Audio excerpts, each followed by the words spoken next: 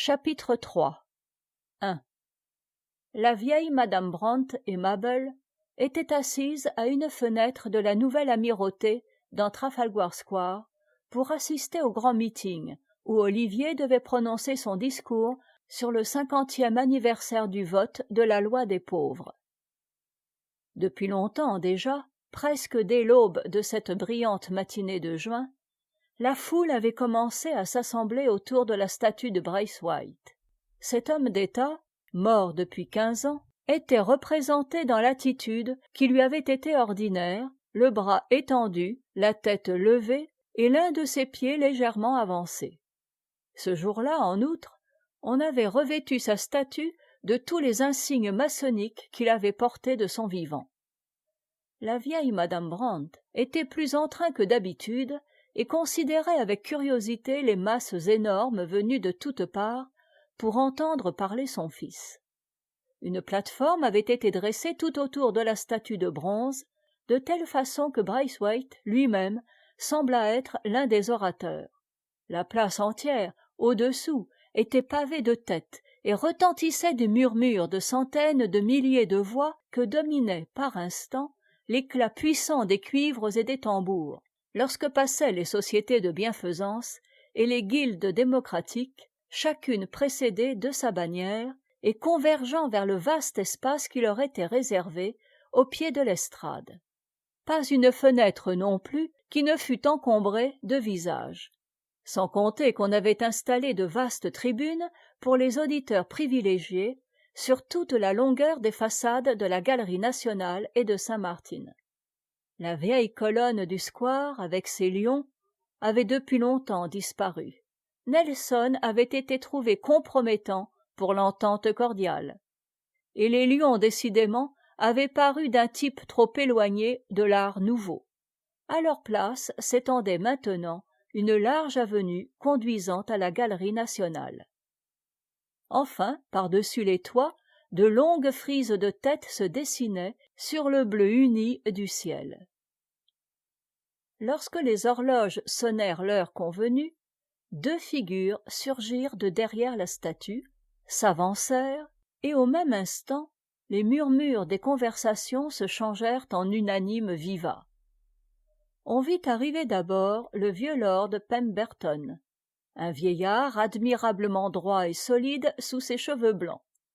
Son père était un de ceux qui, 70 ans auparavant, avaient le plus travaillé à détruire la Chambre des Lords, dont il était membre, et son fils avait dignement continué son œuvre. Il était à présent membre du gouvernement, et c'était lui qui devait présider la cérémonie du jour. Derrière lui venait Olivier, tête nue. Même à la distance où elles étaient de lui, sa mère et sa femme purent voir ses mouvements agiles et le sourire à la fois modeste et assuré de ses lèvres, lorsque son nom émergea de la tempête des cris que poussait la foule. Puis lord Pemberton leva la main, fit un signal, et aussitôt les voix s'arrêtèrent sous un soudain roulement de tambour, après quoi toutes les musiques entonnèrent l'hymne maçonnique. C'était comme si la voix d'un géant eût chanté l'ample mélodie. L'hymne avait été composé 10 ans auparavant, et la nation entière, désormais, le savait par cœur. La vieille madame Brandt souleva, cependant, jusqu'à ses yeux, le papier imprimé qui en contenait le texte, et lut ces mots, le début de l'hymne. Seigneur, qui habites la terre et les mers. Elle lut les vers suivants composés avec un heureux mélange de zèle et d'adresse pour l'exaltation de l'idée humanitaire. L'hymne entier avait une allure religieuse. Un chrétien même, à la condition de ne pas trop réfléchir, aurait pu le chanter sans scrupule. Et pourtant, sa signification était assez claire. C'était la substitution de l'homme à Dieu comme objet du culte. L'auteur y avait introduit jusqu'à des paroles du Christ, disant par exemple que le royaume de Dieu résidait dans le cœur de l'homme, et que la plus grande de toutes les grâces était la charité. La vieille dame leva les yeux sur Mabel, et vit que celle-ci chantait de toute son âme, le regard amoureusement fixé sur la grave et noble figure de son mari, à 100 mètres de là. Et la mère d'Olivier elle-même se mit à remuer les lèvres, entraînée par la force du cœur prodigieux qui vibrait autour d'elle. Lorsque les dernières notes de l'hymne s'éteignirent, Olivier s'avança au premier plan de l'estrade et commença son discours.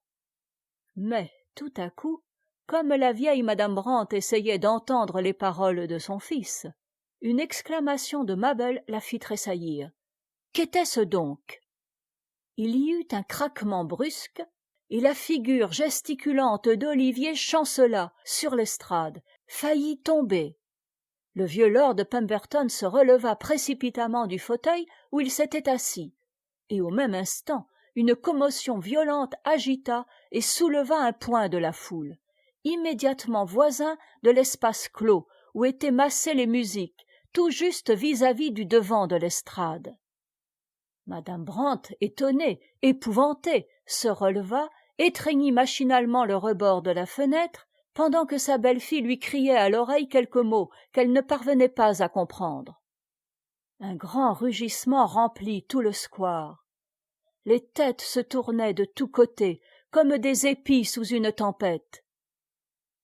Et puis on vit Olivier s'avancer de nouveau, faisant de la main un geste comme pour désigner quelque chose, et criant des mots que sa mère n'entendait pas.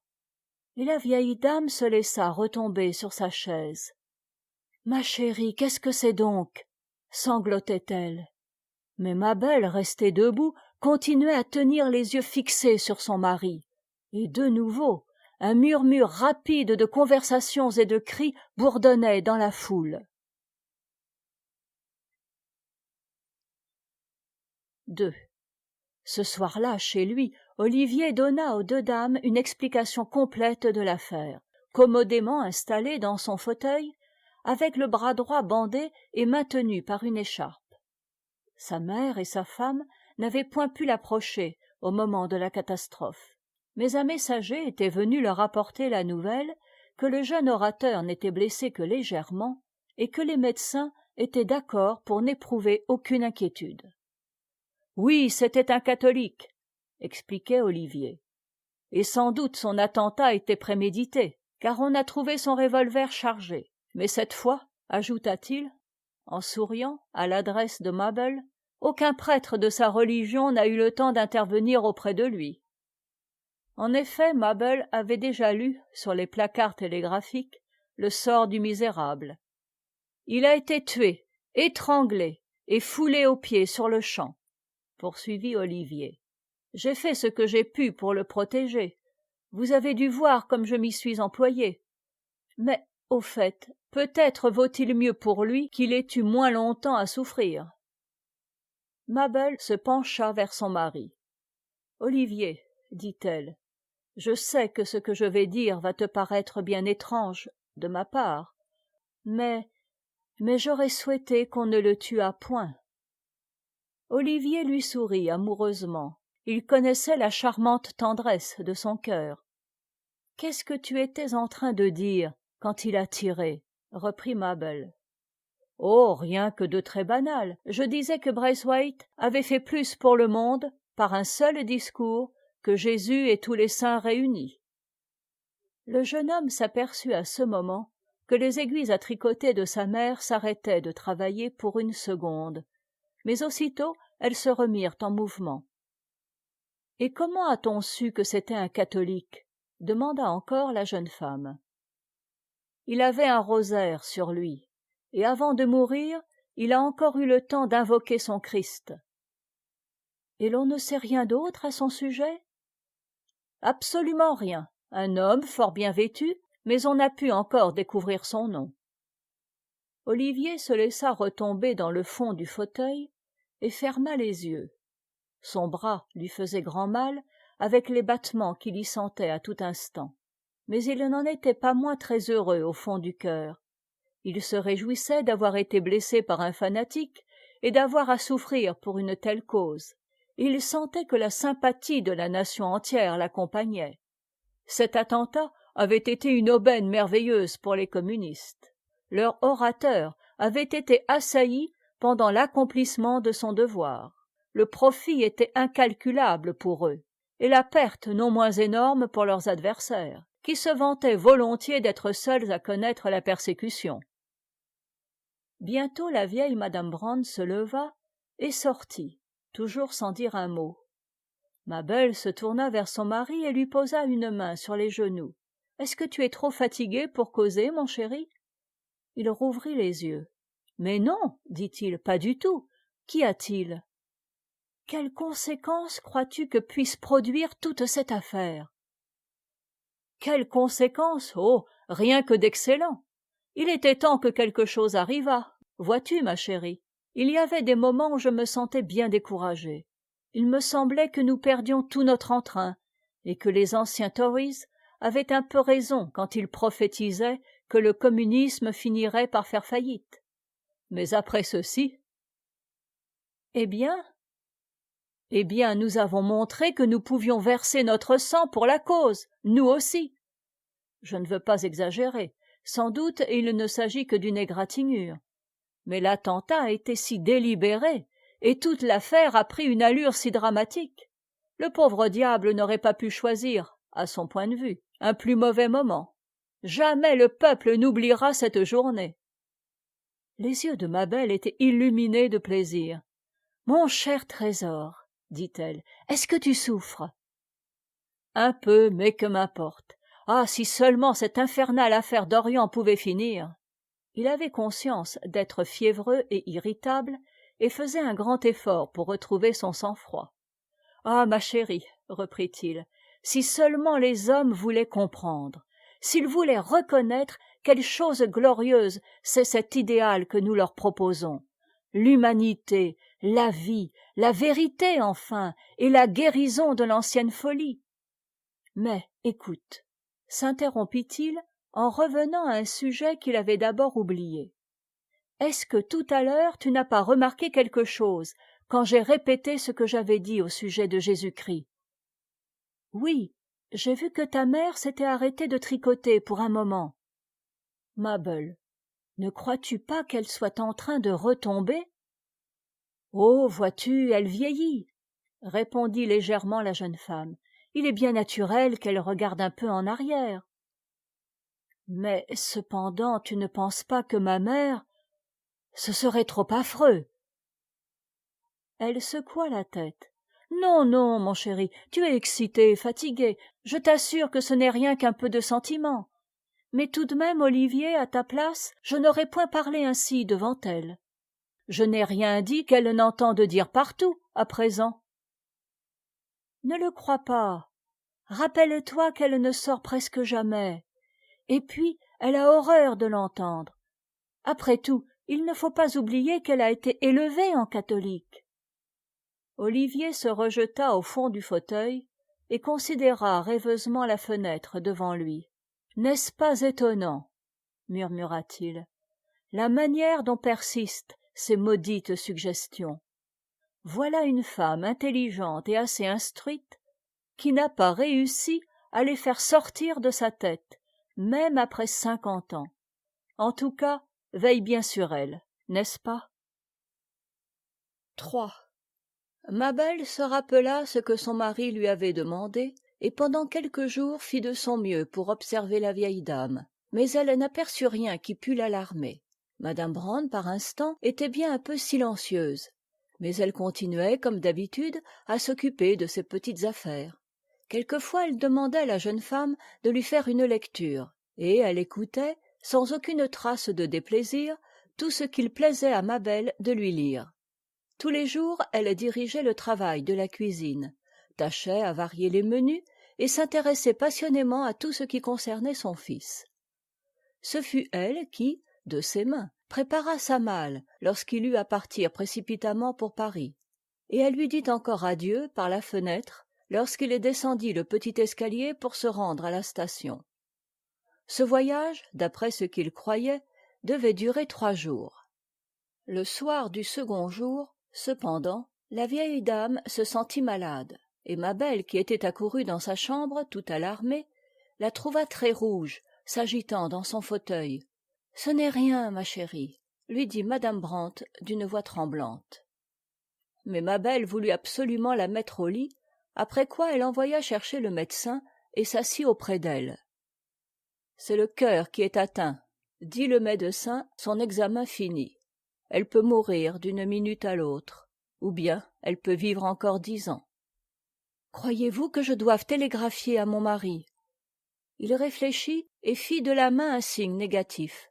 « Encore une fois, tout est possible, mais mon sentiment est qu'il n'y a point d'urgence. » Puis il ajouta quelques mots pour expliquer la manière de se servir de l'injecteur d'oxygène et prit congé. La malade reposait tranquillement dans son lit lorsque ma belle remonta près d'elle. Elle lui tendit sa petite main ridée.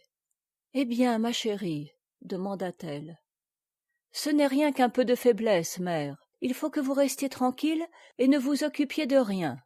Voulez-vous que je vous lise quelque chose ?»« Non, ma chérie, je vais sommeiller un peu. » Dans la conception que se faisait Mabel de ses devoirs, n'entrait point l'idée d'informer la malade du danger qui la menaçait, car, suivant la croyance de la jeune femme, il n'existait point de fautes passées à réparer, ni de jugement à affronter à l'heure de la mort.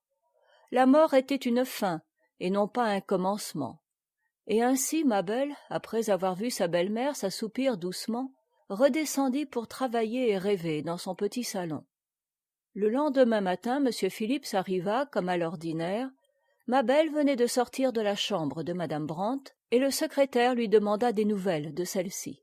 « Elle va un peu mieux, je crois, » dit Mabel. « Il faut qu'elle reste bien tranquille toute la journée. » Le secrétaire s'inclina et se dirigea vers le bureau d'Olivier, où l'attendait une foule de lettres urgentes.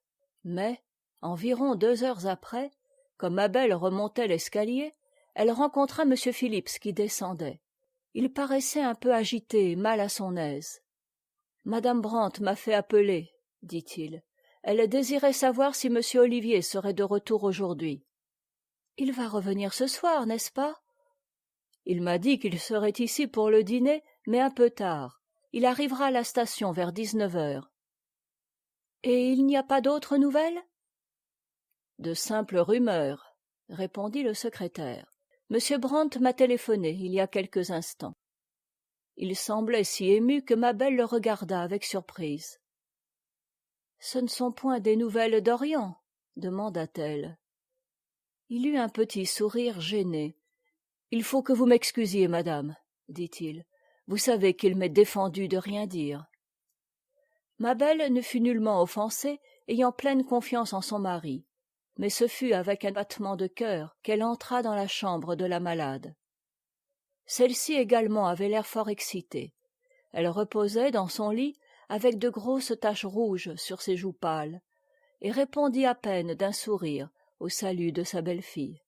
« Eh bien, vous avez vu M. Phillips ?» demanda Mabel. La vieille madame Brandt lui jeta un rapide coup d'œil inquiet, mais ne dit rien. « Ne vous agitez point, mère, Olivier va revenir ce soir. » La vieille dame eut un long soupir. « Ne vous en mettez pas en peine à mon sujet, ma chérie, » répondit-elle. « Je me sens tout à fait bien maintenant. Il sera de retour pour le dîner, n'est-ce pas ? » « Oui, si l'aérien n'est pas en retard. Et maintenant, mère, êtes-vous prête pour le déjeuner ?» Mabel passa un après-midi extrêmement inquiet. Elle avait l'impression que quelque chose de très grave était en train de se produire. Le secrétaire qui avait déjeuné avec elle à midi avait paru très préoccupé.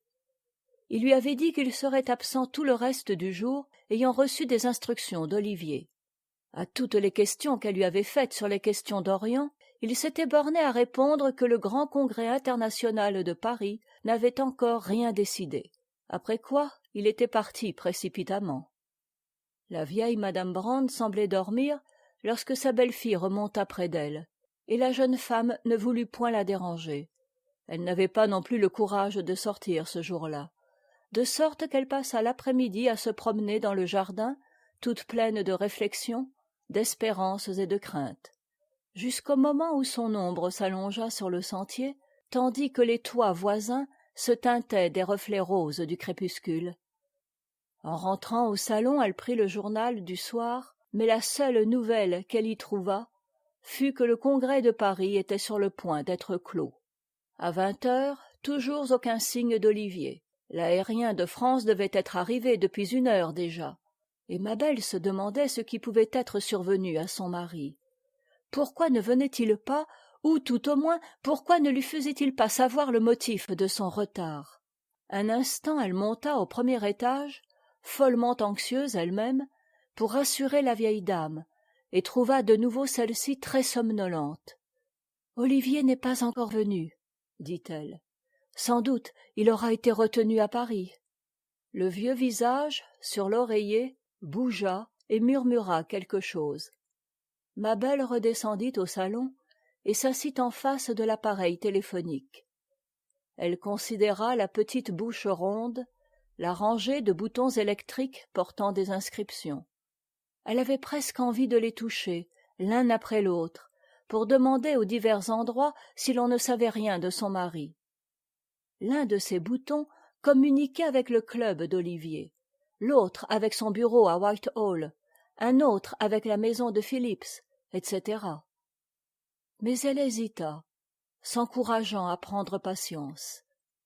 Elle savait qu'Olivier n'aimait pas qu'elle intervînt dans ses occupations politiques, et elle se dit que sûrement il ne tarderait pas à se souvenir d'elle pour la délivrer de son anxiété. Tout à coup, l'un des timbres se mit à sonner bruyamment, celui qui portait l'étiquette Whitehall. Elle pressa le bouton correspondant d'une main si tremblante que c'est à peine si elle put ensuite tenir le récepteur contre son oreille. « Qui est là ?» Son cœur bondit en reconnaissant la voix d'Olivier, toute mince et faible à travers les lieues du fil. « C'est moi, ma belle, » répondit-elle à la question de son mari. « Je suis seule dans ton bureau. »« Oh, très bien, me voici de retour. Tout est pour le mieux, mais écoute, peux-tu bien m'entendre ?»« Oh oui !» Ce qu'on pouvait espérer de plus heureux s'est produit. La question d'Orient est décidément réglée. C'est Felsenbourg qui a tout fait. Et maintenant écoute encore ceci. Il m'est impossible de rentrer chez nous ce soir, mais dans 2 heures, le résultat du congrès va être proclamé solennellement au temple de Paul. Viens me rejoindre ici tout de suite. Il faut que tu assistes à la séance. Tu m'entends toujours bien ? Oh, très bien. Donc, viens tout de suite. Ce sera la plus grande chose de toute l'histoire du monde. Viens avant que la nouvelle se répande. Dans une demi-heure, toutes les rues seront infranchissables. Olivier. Quoi, dis vite. Ta mère est malade. Puis-je la quitter? Très malade? Oh, pas de danger immédiat. Le médecin l'a vue. Il y eut un instant de silence. Viens malgré tout, reprit Olivier. Nous rentrerons ensemble cette nuit. Dis-lui que nous reviendrons assez tard. Bien. Oui, il faut absolument que tu sois là. Felsenbourg y sera.